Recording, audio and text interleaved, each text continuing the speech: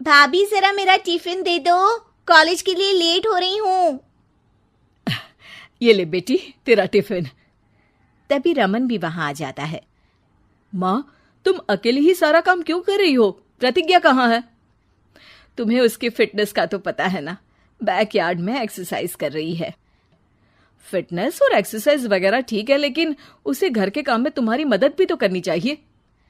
अरे ठीक है, सीख जाएगी। जब तक मैं हूं तुम्हें किस बात की फिक्र, हाँ? इसके बाद रमन और उसकी बहन दोनों घर से निकल जाते हैं और सास घर के कामों में व्यस्त हो जाती है। वहीं दूसरी तरफ प्रतिज्ञा अपनी एक्सरसाइज पूरी करके थकी हुई गार्डन में ही बैठ जाती है। आज तो पूरे 2.5 घंटे एक्सरसाइज कर ली।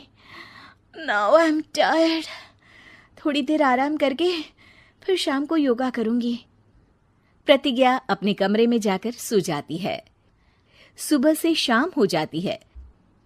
रमन और रेखा भी घर वापस आ जाते हैं, पर प्रतिज्ञा अभी तक कमरे से बाहर नहीं निकलती, जिस पर एक बार फिर अपनी माँ को अकेले काम करते हुए देखकर रमन उनसे कहता है, माँ, तुम हर समय अकेले काम में लगी रहती हो।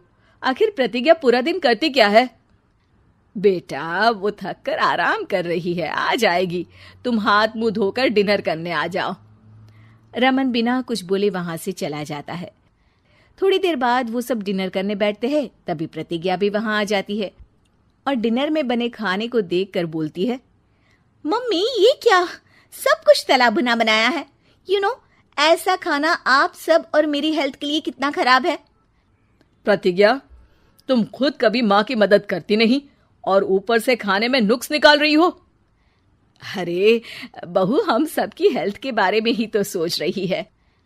बहू, मुझे ना वो डाइट वाला और बिना घी तेल का खाना बनाना आता नहीं। कुछ नहीं होता मम्मी, वो भाभी बना लेगी। आखिर इतनी फिटनेस फ्रीक है, डाइट फूड बनाना भी जरूर आता होगा। वो सब डिनर करके सोने चले जाते हैं। अगली सुबह फिर हमेशा की तरह प्रतिज्ञा अपनी एक्सरसाइज और योगा करने लगती है और उसकी सास घर का सारा काम, जिसे करते हुए अचानक उनकी तबीयत खराब हो जाती है और सीने में दर्द शुरू हो जाता है। आह, आह, मर गई बहू। रमन, अरे कोई तो सुनो। और इसी बीच वे बेहोश हो जाती हैं। सास की आवाज सुनकर प्रतिज्ञा